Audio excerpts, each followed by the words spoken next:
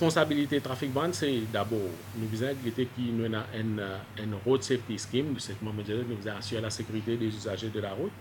Comment nous pouvons faire ça? Nous pouvons faire à travers une opération qui nous pouvons faire.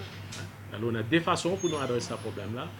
Premier, c'est nous avons la sensibilisation et le deuxième, c'est nous faisons appliquer la loi. Et en ce qui s'agit sensibilisation, nous avons déjà fini commencer au niveau de la MBC. Nous avons fait une série de programmes sur l'excès de vitesse, les dangers de la vitesse. Et à travers Inforoute dans les différents radios, nous pouvons aborder le sujet sécurité routière. Tous les jours, nous prenons un thème pour que nous sensibilisons le public. Comment nous connaissons les causes principales des accidents de la route, nous avons la vitesse et nous avons l'alcool au volant.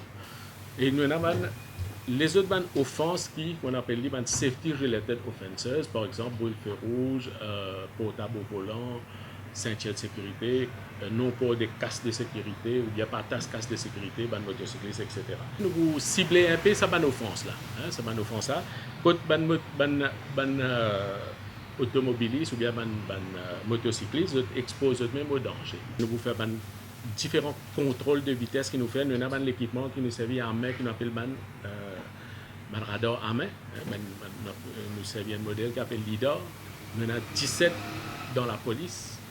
Nous pouvons servir ça à travers l'île. Nous pouvons faire un contrôle de vitesse. Nous faisons traîner le personnel du Emergency Response Service pour être capable d'établir contravention l'excès de vitesse. Donc, il y en a à peu près 32, enfin précisément, il y a 32 véhicules de patrouille du IAS qui ont couvert l'île en entier. Ceci, c'est pour faire un contrôle de vitesse. Ils ont fini l'équipement, ils ont fini le training nécessaire, ils ont déjà fini comment se faire. Nous avons le Divisional Traffic Police, nous avons le Divisional Supporting Unit. Donc, nous faisons une opération conjointement, nous couvrons l'île en entier, dans une région, dans un black spot, dans une région que les automobilistes ont tendance dépasse la limite de vitesse. Nous avons une opération Alcotes qui nous peut faire, opération d'Alcotes qu'il y a overnight. Le traffic branch, nous pouvons concentrer un petit peu l'autoroute M1, M2. Nous pouvons concentrer dans une région côté de nightlife, côté de discothèque, côté de nightclub, dans la route côtière que nous connaissons. Là aussi, il y a beaucoup de monde à faire un pique-nique, consommer l'alcool et prendre le volant. Tout ça que nous pouvons faire là, c'est pour nous assurer la sécurité du grand public.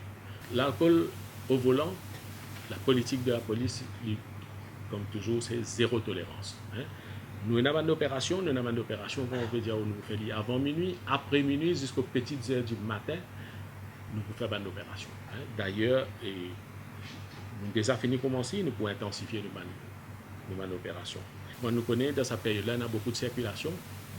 Si nous voulons bien, peut-être dans certaines la ville, nous prenons un off-peak, comme on a normalement.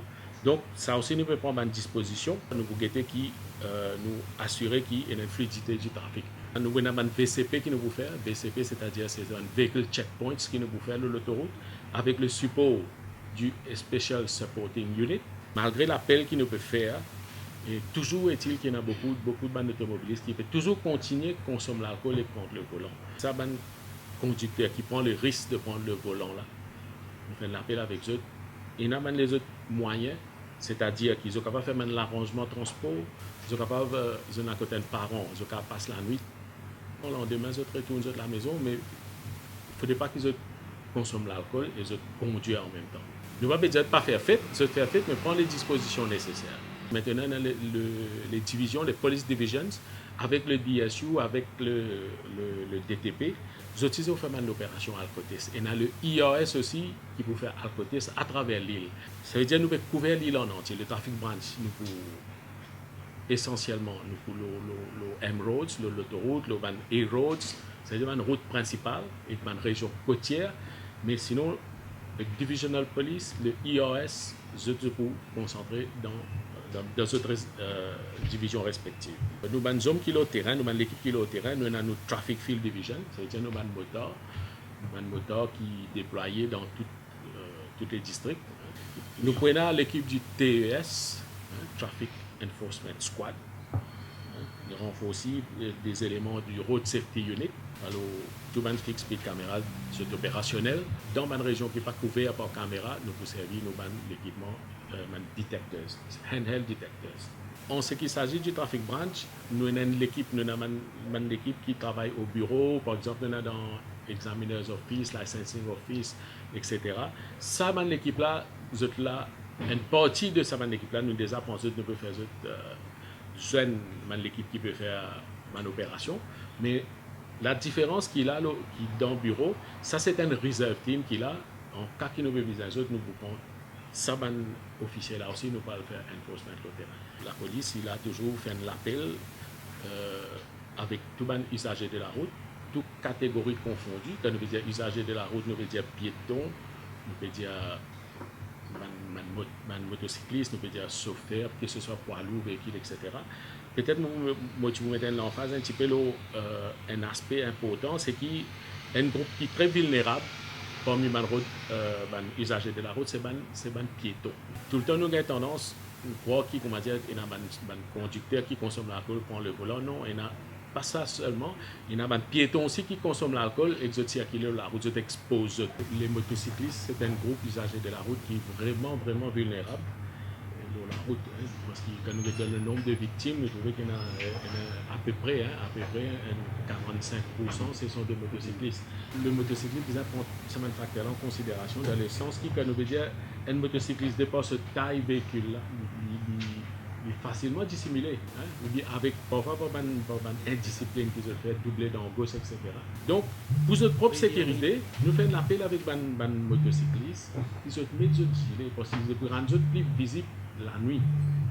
Donc, si je vais permettre, je vais exposer même au danger. Alors, nous faisons l'appel avec tous les usagers de la route qui nous disent prudents, nous disent prendre une précaution élémentaire de sécurité et qui ne pas expose nous-mêmes ou expose les autres au danger. Depuis hier, et ça, il faut aller dans chaque division pénale, que nous voulons mettre une structure temporaire dans une place spécifique, appelle ça Place-Based Policing Concept, que nous prenons un policier qui pour déployer à partir de cette structure-là, il faut surtout cibler un secteur spécifique dans chaque région, chaque division policière de l'île, pour capable surtout veiller à ce que non seulement la sécurité du public en général n'est pas mette en péril, aussi bien nous pouvons et dans des policiers qui pour capable donner un coup de main à nos collègues du traffic branch pour capable veiller à ce que la circulation reste fluide dans sa bande place là. Ce concept de place-based policing est pour opérationnel dans une heure spécifique. Ça veut dire que nous n'avons plus beaucoup l'affluence. Vous pouvez lire, il faut commencer déjà, il peut étendre dans toute division. À partir de 7h30, il peut aller jusqu'à 0h. Si le besoin se fait sentir, dépendant de la circonstance, nous sommes capables d'étendre l'île. Vous pensez peut-être à la veille de Noël, il peut étendre peut-être au-delà de minuit. Ça, concept-là, il peut aller jusqu'à janvier.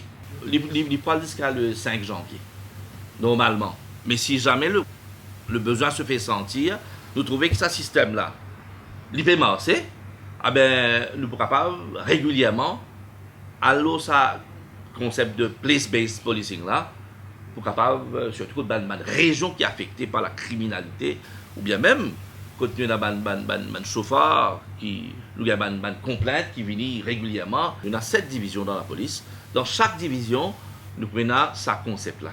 Ça veut dire là nous commençons dans Central Division, ça veut dire Haute-Plaine-Williams. Nous prenons Grand B, nous prenons Ali, nous prenons Richter avant Jumbo Richter. Là-bas aussi pour une ali. Nous prenons dans Bossonge, dans la région ouest.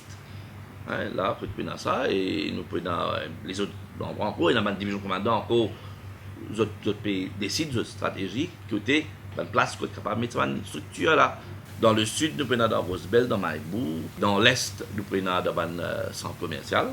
Concernant le déploiement que nous devons faire, nous avons National Coast Guard, nous prenons SMF, pour la SSU, Coast Guard dans sa période festive là, il faut surtout veiller l'eau, la zone côtière, il peut pas juste dans la mer, mais il peut aussi avoir une unité mobile qui peut sillonner la côte. Il y a un certain nombre de policiers qui sont affectés avec eux. Côte, nous sommes capables de veiller à ce qui, aussi bien que sur la côte, tout le monde qui peut aller, ils ont le droit de faire fête, capable de faire aller sans crainte d'être victime de quelque incident que ce soit. Nous avons un SSU et un SMF aussi qui mise à contribution. Alors, nous avons un barrage routier qui peut effectuer un petit peu partout à travers l'île. Ça pour parer à toute éventualité s'il y a des gens qui faire quelque chose qui n'est pas bizarre, illégal. L'Anti-Drug and Smuggling Unit aussi.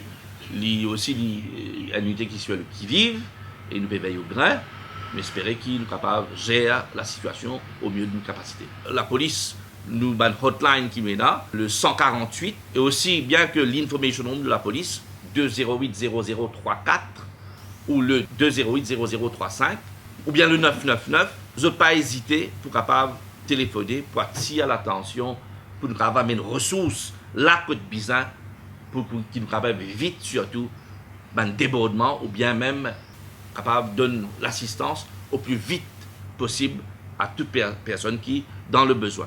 Bien pour autant aussi que la population nous capable de redire aux autres qui ont besoin de faire très attention de fait quand on quitte la case très souvent quand ou dans l'empressement oublier fermer la fenêtre, oublier fermer la porte. Alors on est capable de vérifier bien que la porte est bien verrouillée. Si vous avez un système d'alarme, vous pouvez activer avant qu'il sorte, ou bien si vous pouvez rester dans une place, quand vous avez un voisin, il est toujours bon info pour voisin, c'est un coup d'œil, l'eau ou la case. Et là, des gens qui sortent dans un véhicule, vous êtes dans une place pour aller faire un shopping, arrivez si vous amenez des enfants dans l'auto, vite une baisser à l'arrière, ou quand vous verrouillez ou la porte l'auto, finalement, quand vous retournez, vous trouvez tout le affaires, une dévalisée, ou bien l'auto même n'est plus là. Bien aux enfants aussi n'est plus là. Alors nous sommes contents, faire un appel à la population d'être vigilant, pas lieu de se presser, et prendre toutes les précautions nécessaires. La police est là pour donner toute l'assistance nécessaire, mais nous demandons de collaboration par la suite pour que capable reste en sécurité, que ce soit chez vous, dans la rue ou à la mer.